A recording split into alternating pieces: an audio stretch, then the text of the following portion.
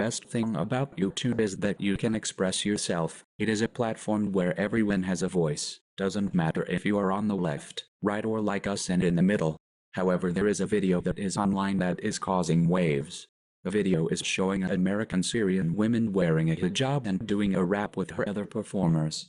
From what I can tell, the video itself is trying to normalize and make wearing the hijab empowering and liberating. Yes, we are not joking about that. They are actually claiming that wearing the hijab is actually liberating and empowering. Now, just for the record, I don't have a problem with religion. In fact, I enjoy talking to religious leaders and having a conversation and learning about cultures. However, when you start to make a rap video claiming that you are empowered and liberated when you are actually repressed and enslaved, well, then it's time to drop a few truth bombs on these girls. Do it! First of all, let's get one thing straight. This performer is American. Her parents are from Syria. However, her and her children are all American born. The reason I am mentioning this is because she keeps mentioning how she is Syrian American. No, you are American. You were born in America and I am assuming you have an American passport. Your parents are Syrian, but you are in fact American. Second, let's talk about the hijab. You say that you are empowered and liberated. First, I have to mention that it is interesting that you don't have any women in this video not wearing a hijab. If you are also empowered to wear what you want, and you have gone to great lengths to show all the different styles, where is the women not wearing one? After all, liberation is having that choice, right? Secondly, you haven't shown any women wearing burqa. I suppose it is hard to show people how liberated you are when all you can see is their eyes. Also, let's talk about penalties for not wearing the hijab. In Syria, women have been stoned to death for not wearing the veil, let alone not wearing a hijab. In fact, the first thing that women did when ISIS was kicked out of Syria was to burn the veil.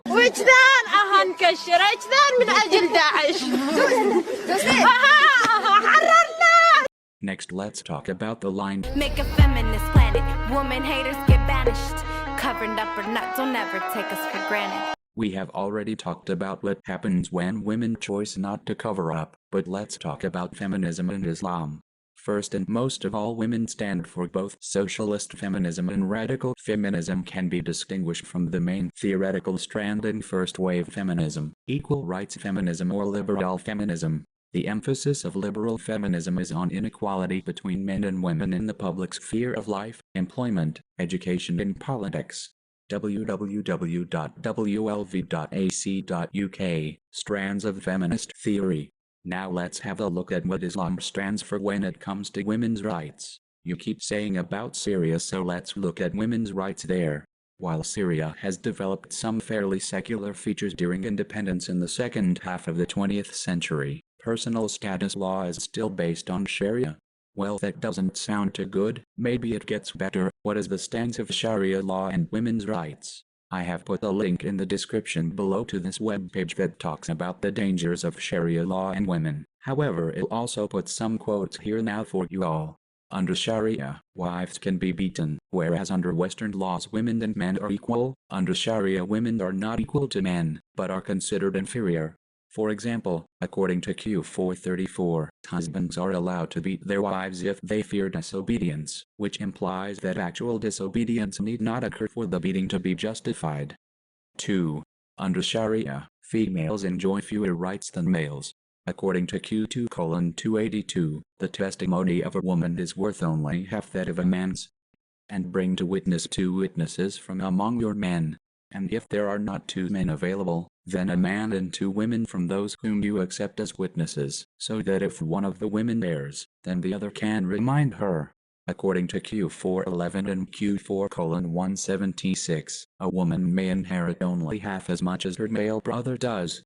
Furthermore, as Professor Sam Arkell Sam R, a native Arabic speaker with 2 doctorates and the former advisor to Pope Benedict XVI on Islam and the Middle East, explains, under Sharia in a religiously mixed marriage where the wife is non-Muslim, the wife legally loses the right to her husband's inheritance if she does not convert to Allah.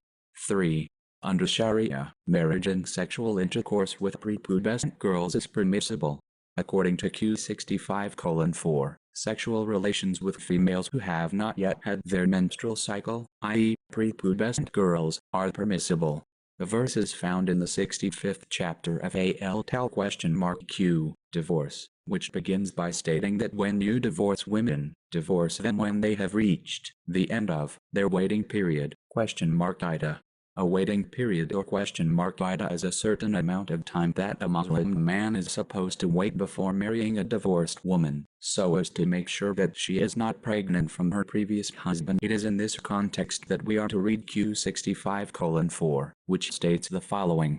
As for those of your women who have no hope of further menstruation, if you are in doubt, their waiting period is 3 months, and also for those who have not yet menstruated. Under Sharia, wives do not share the same divorce rights as their husbands. Under Sharia, a husband can divorce his wife simply by stating, "You are divorced," 3 times in the presence of 2 adult mentally sound males, without even having to justify his decision, and he will retain custody of any children.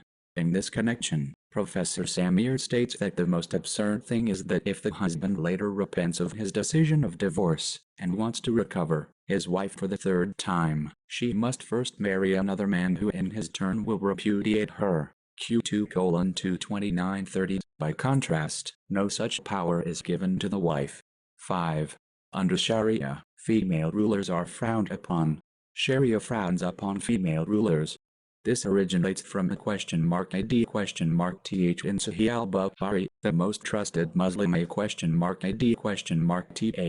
where Muhammad, upon hearing the news that the people of Persia had made the daughter of Khosrau their queen, states, "Never will succeed such a nation as makes a woman their ruler." 7. Indeed, this is one of the reasons that is often cited for why women cannot be caliphs. 8. Although this is what Sharia teaches in theory, the practicalities of life give rise to some exceptions.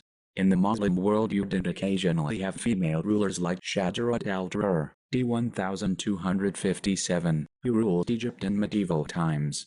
In more recent times, Benazir Bhutto won the elections in Pakistan and became Prime Minister of that country for 2 non-consecutive terms, 1988-90, and 1993-96. So did Shifa Hasina, who won elections 3 times and is currently the Prime Minister of Bangladesh.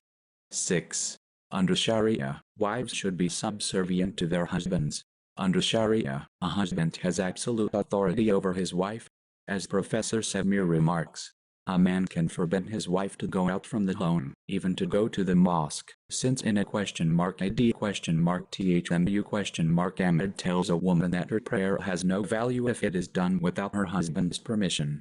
This is confirmed by the reliance of the Traveler, an authoritative 14th century Shafi legal manual written by Ahmad ibn Naqib al-Basr, 1302-1367.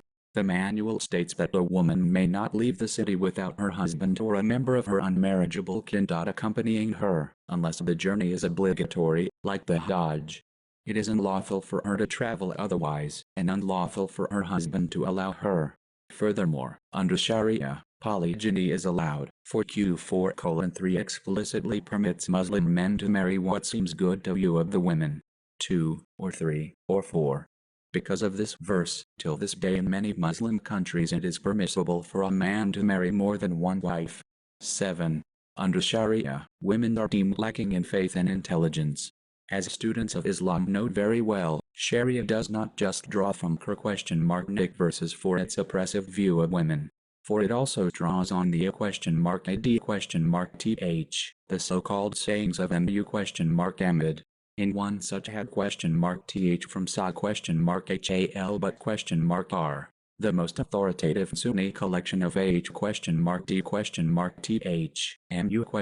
Ahmed states that the majority of the dwellers of hellfire are women, that women curse frequently and are ungrateful to their husbands, and, famously, that women are deficient in intelligence and religion. 8. Under Sharia, raping female captives is permissible. What is particularly egregious in Sharia is that warriors are permitted to capture the women of infidels and use them for their sexual gratification.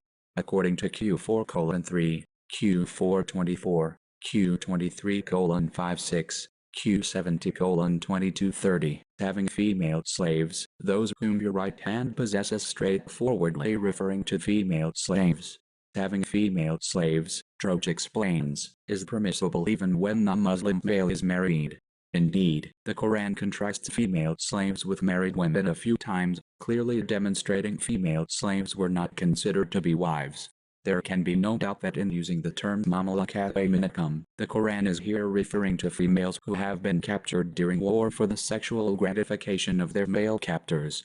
Indeed, reading Ibn Sirah Rasulullah, we can discern that Muhammad himself took female concubines and permitted his warriors to do likewise as well. And let's not even get me started on Sharia patrols from the Sharia police. And let's not forget that Syria, hence the outcry when Saudi Arabia elected a UN Women's Rights Commission. But hey, maybe you were right. Why don't you go to Syria, remove your hijab and walk around the streets for a week? Let's see how liberated you are then. Do it! I sure you won't get stoned, they only do that to female rape victims. If you like this video, please remember to click the like and the share buttons. If you're new to the channel, please remember to click on the subscribe button.